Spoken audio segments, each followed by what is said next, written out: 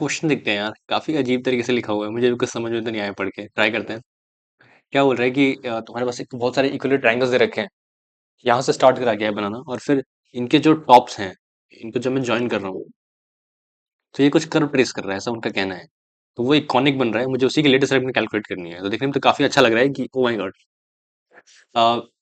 तो इसकी लेंथ 1 है, इसकी लेंथ 3 है, एंड वगैरह वगैरह। तो मुझे पहले बात क्या करते हैं, इनके थोड़े कोऑर्डिनेट्स वगैरह लिखने का ट्राई करते हैं, किस फॉर्म में आ रहे हैं।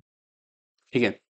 तो अगर मैं थोड़ा जनरल लेके चलूँ कि यहाँ पे अगर एक ऐसा बन रहा है कि देखो, पहले वाले का जो है ये 0,0 होएगा, और ये लेंथ, अगर ये लेंथ 1 है, ये भी लेंथ 1 है, तो ये 1 cos 60 होगी ये लेंथ। और ये लेंथ कितनी हो जाएगी तुम्हारी, ये लेंथ मतलब हाफ है बेसिकली। 1/2 मेरे को ऐड करना है, जो कि पूरी 1 है, और फिर मेरे को 3 ऐड करना है। तो मतलब मेरे को इस पॉइंट के लिए बात करनी है। लेट्स मैं इसी की बात करूँ, पहले जो A1 पॉइंट है उसका कोऑर्डिनेट क्या आ रहा है। A1 का कोऑर्डिनेट है मेरे पास 0,1। ठीक है। इसका अगर कोऑर्डिनेट देखें तो ये 1/2 है, ये 60 डिग्री एंगल होगा, तो ये 3 cos 60 हो जाएगा, और ये 1 cos 60 हो जाएगा। तो ये पॉइंट तुम्हारा 2 आ गया, 3/2, और ये 1/2, ये पॉइंट आ गया 2। एक्स कोऑर्डिनेट, वाई कोऑर्डिनेट कितना है 3। सॉरी, वाई कोऑर्डिनेट 3 नहीं है, वाई कोऑर्डिनेट 3 sin 60 आएगा। तो ये हो जाएगा तुम्हारा 2, 3 sin 60, ऐसा कुछ। और ये तुम्हारा ऐसे यहाँ से अगर कोऑर्डिनेट को ड्रॉप करो तो ये फिर 60 हो गया, तो 5 cos 60। तो ये तुम्हारा 3 है, और ये 5 cos 60 5/2 है। तो 1/2 प्लस 5/2 प्लस 3, 1/2 प्लस 5/2 और प्लस 3। ठीक है सर। तो ये 6 है, तो 6,0, फिर 5 sin 30, तो 6,5 sin 60, तो 5√3/2, ऐसा कुछ। तो ऐसे से कर बन रही हो जाएगा तुम्हारा 3√3/2। ठीक है सर। तो ये 0 1 आ गया, फिर 2, ये ऐसा आ रहा है। तो मेरे को सोचना है कि कौन सा कर्व, कौन सा ट्रेस हो रहा है। ठीक है सर। तो उसके लिए मेरे को क्या करना होगा। पहली बात तो ये लग कौन सा रहा है तुम्हें कर्वेचर, मुझे तो कुछ लगे, मुझे पैराबोला ही लग रहा है कि शायद पैराबोला ही होएगा। ठीक है। तो फिर जो A7 आएगा, तुम देखो तो किस तरीके से कॉटन जो फ्लेक्स कोऑर्डिनेट है वो कैसे फॉलो हो रहे हैं। 0 2 6, राइट। 0 2 6 फॉलो हो रहे हैं। और अगर यहाँ पे फिर देखोगे, अगर कितना ही होगा, यहाँ पे तुम्हारा 7 साइड का होएगा। और फिर देखो तो, अगर ध्यान से देखो, अपने नैनो चक्षु दोनों खोल के देखो, तो ये 6 है। तो ये तुम्हारा, तुम्हें और कितना ऐड करना है, 6 cos 60 और ऐड करना होगा, और 7 cos 60 और ऐड करना होगा।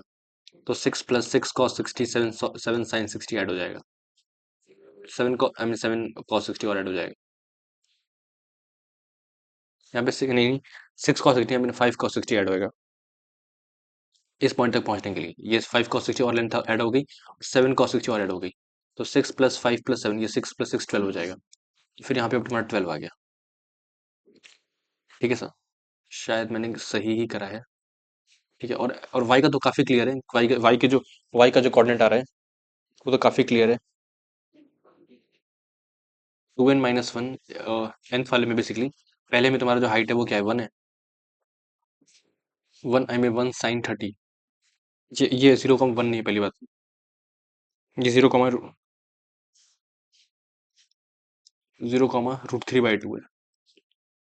तो 3√3/2 ऐसा करके हो रहा है। तो जो वाई कोऑर्डिनेट है ये तुम्हारे √3/2, 3√3/2।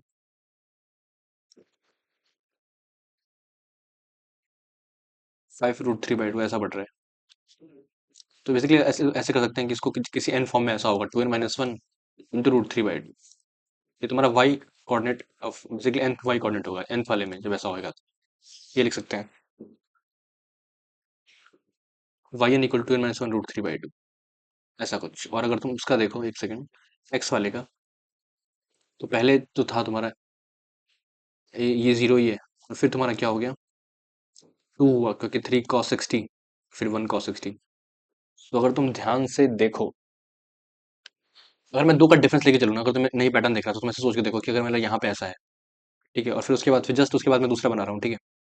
तो ये अगर n है, इसका जो एक्स कोऑर्डिनेट है, अगर ये यहाँ से लेट से इसका जो एक्स कोऑर्डिनेट, इसको मैं tn बोल रहा हूँ, तो इसका इसका क्या हो जाएगा एक्स कोऑर्डिनेट, tn+1 हो जाएगा ना।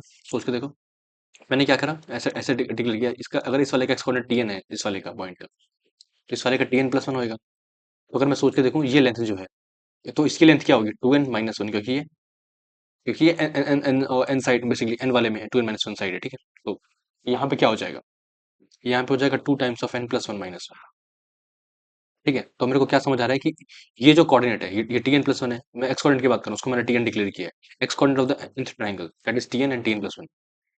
तो अगर मैं लिखूँ क्या, tn+1 माइनस tn, अब ये एंगल तो मुझे पता है ये 60 है, नहीं, और ये एंगल भी क्या है 60 है, सही बात है। तो ये अगर 2n-1 है, तो ये लेंथ कितनी होगी, तो 2n-1 cos 60 है, 2n+1 cos 60। तो tn-1 माइनस tn, ये चीज क्या आ जाएगी, 2n-1 into cos 60 plus 2n+1 into cos 60, ये चीज आएगी। ये समझ आना चाहिए। अब यहाँ से आ जाएगा तुम्हारा tn+1 minus tn should be equal to 2n-1 plus 2n+1 by 2। अगर ये स्टेप क्लियर है, तुम काफी अच्छे आदमी हो, तो दिमाग है तुम्हारे पास, अगर सोच लिया खुद से तो बहुत ही बड़ी बात है, आई मीन अच्छी बात है। तो ये आ जाएगा tn+1 - tn की जो वैल्यू है वो आ जाएगी तुम्हारे 2n के इक्वल। यहाँ का अगर tn है तो यहाँ का tn+1 डिक्लेयर किया, और जो डिफरेंस है वो हमेशा इन्फॉर्म मैंने कैलकुलेट कर लिया। और मुझे जो पहला वाला है वो मुझे पता है क्या है, इसके लिए जो t1 है वो तुम्हारा 0 ही है। तो बस फिर क्या था, tn+1 माइनस tn की वैल्यू 2n आ गई। फिर n को मैंने पुट करना स्टार्ट किया, n को 1 से स्टार्ट करते हैं पुट करना। तो t2 minus t1 2, t3 minus t2 वापस से 2 इंटू 2 आई मीन, ऐसे बढ़ते जाएंगे। tn+1 minus tn 2 into n, अब ऐड करा, ऐसे ऐसे कैंसिल होते जाएंगे। t1 0 है तो ये आ जाएगा tn+1 is equal to 2 into nn+1/2। तो tn+1 आ जाएगा तुम्हारे पास nn+1, अब n को रिप्लेस कर दो n-1 से, तो tn आ जाएगा तुम्हारे पास n-1। तो एक्सपोनेंट का रिलेशन आ रहा है तुम्हारे पास nn-1, और y का क्या आ रहा है, ये आ रहा है। तो xn जो है तुम्हारे पास वो है nn-1, xn क्या है nn-1, और जो yn है वो है तुम्हारे पास 2n-1 √3/2। तो xn किसी मतलब किसी फॉर्मूले को एलिमिनेट करना है तो ये हो जाएगा x equal to n² - n, और फिर हो जाएगा 2y is equal to 2y/√3, 2y/√3 is equal to 2n-1। तो यहाँ से फिर तुमने n पुट कर दिया इसको, 2y/√3 plus 1/2 is equal to n। यहाँ पे पुट कर दो फिर x is equal to 2y/√3 plus 1/2 का स्क्वायर माइनस 2y/√3 प्लस 1/2, ऐसा कुछ, ठीक है। तो यहाँ पे क्या हो जाएगा तुम्हारे पास, देखोगे अगर ध्यान से, तो x is equal to 2y plus √3 का whole square upon 12 minus 2y plus √3 by 2√3, ऐसा कुछ। यहाँ से फिर मल्टीप्लाई कर दो तुम किससे, 4y² प्लस 3 प्लस हो जाएगा तुम्हारा 4√3y माइनस 2y माइनस √3, यहाँ पे फिर 2√3 मल्टीप्लाई होएगा ही, is equal to by 12 equal to x, ठीक है। यहाँ से सॉल्व करना होगा, फाइन।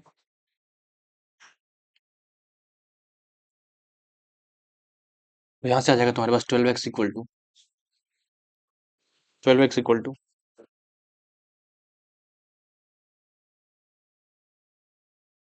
12x इक्वल टू यहाँ पे क्या आ जाएगा ध्यान से देखना, 4y² प्लस 3 प्लस 4√3y,